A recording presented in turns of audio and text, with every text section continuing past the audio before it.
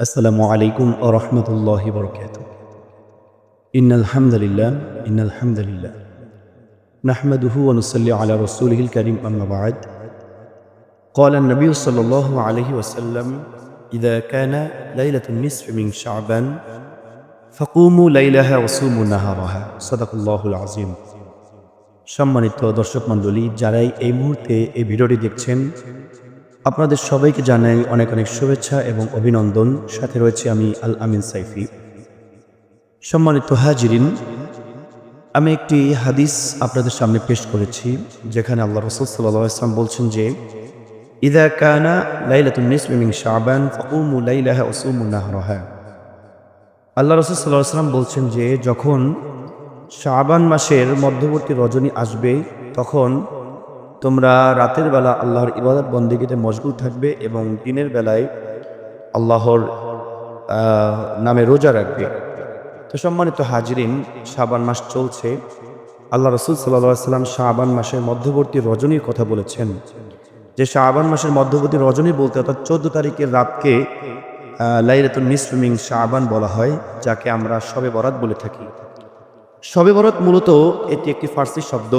আমাদের বাঙালির ইতিহাসের পূর্বপুরুষরা, তারা যেহেতু উর্দুতে কথা বলতেন, এটা পূর্ব পাকিস্তান ছিল, তো সেইভাবে এখনও আমাদের মধ্যে উর্দু ফার্সি এখনও আমাদের মাঝে বিরাজমান।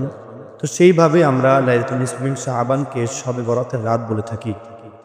শবে বরাতের রাত এটা হাদিসে কোথাও নেই, কিন্তু হাদিসে রয়েছে লাইলাতুন নিসফ মিন শাবান, অর্থাৎ শাবান মাসের মধ্যবর্তী রজনী। যেটাকে আমরা শবে বরাত বলি, ওটাই শাবান মাসের মধ্যবর্তী রজনী এবং ওটাই শবে বরাত, একই। এটা পার্থক্য কিছু নেই। তো এই শবে বরাত আসলে আমাদের বাঙালির অনেক মা ও বোনেরা কি করেন, যে রুটি এবং হালুয়া, রুটি এবং গোশ তারা রান্না করতে ব্যস্ত থাকেন, বানাতে ব্যস্ত থাকেন। এটার কারণে রাতের বেলা তাদের ইবাদত বন্দিগিটায় ব্যাঘাত ঘটে। তারা ইবাদত বন্দিগি করতে সময় পায় না। কিন্তু আল্লাহ রাসূল সাল্লাল্লাহু আলাইহি ওয়াসাল্লাম রুটি এবং হালুয়ার কথা বলেন নাই, রুটি এবং গোশ রান্না করার কথা বলেন নাই।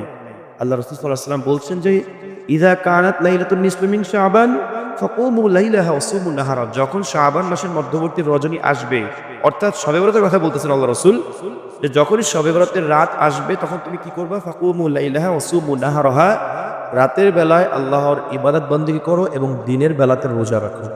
তো আমরা রুটি এবং হালুয়ার পিছনে না দৌড়িয়ে, আমাদের ইবাদত বন্দেগীতে ব্যাঘাত না ঘটিয়ে আমরা এই রাতটাকে কি করব, রাতের বেলা আল্লাহর ইবাদত বন্দেগীতে কাটাবো এবং দিনের বেলাতে রোজা রাখবো, আলহামদুলিল্লাহ।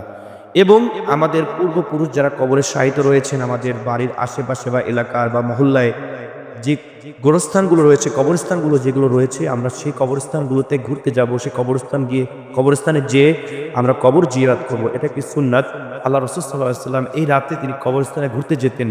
এই রাতে তিনি বেশি বেশি করে কবর জিয়ারত করতেন এবং এই রাতে তিনি বেশি বেশি করে আল্লাহর ইবাদত বন্দেগীতে মশগুল থাকতেন। তো আমরা রুটি এবং হালুয়া এটার পিছনে না ছুটে আমরা এই রাতে আল্লাহর ইবাদত বন্দেগী বেশি বেশি করে করব এবং আল্লাহ তাআলার কাছে ক্ষমা প্রার্থনা করবে ইনশাআল্লাহ। আল্লাহ তাআলা আমাদের সবাইকে দিনের সঠিক বুঝার তৌফিক দান করুন। সকলেই বলি আমিন। ওয়া মা তৌফিকি ইল্লা বিল্লাহ। আসসালামু আলাইকুম ওয়া রাহমাতুল্লাহি ওয়া বারাকাতুহু।